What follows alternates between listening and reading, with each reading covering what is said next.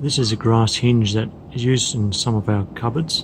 What I'd like to show you today is the adjustment and the connection method. This particular hinge is a push-in, where you push it down, it clips onto the door, and it's a soft close hinge. You can see the soft close mechanism piston inside there, and what it does is you've got the adjustment of the soft close at the back there, so you can move that needle up and down to adjust the strength of the soft close mechanism. Now, one of the questions we get asked is, how do you take off the hinges from the hinge plate or clip it back on? Now you can see quite clearly in this section here there's a little hook, and if we go over to the hinge plate, which is on the hinge cupboard, you can see that this has a little round circle here on both sides. So what happens is that hinge clips.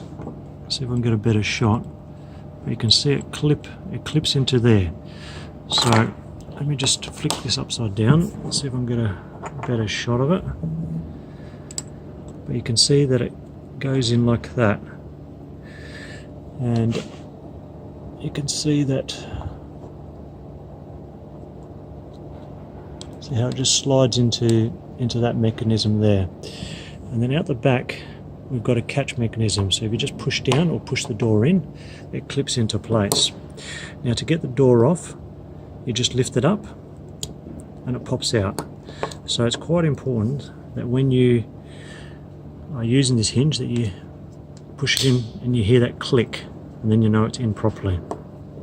So as far as adjustment goes, these grass hinges are pretty good for adjustment. You've got this front one which adjusts the door in and out, and if you screw that in, the plate will move down, which moves the door out.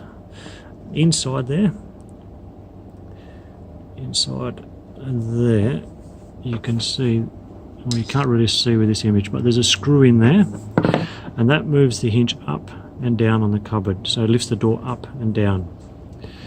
This back screw moves the door forwards and backwards.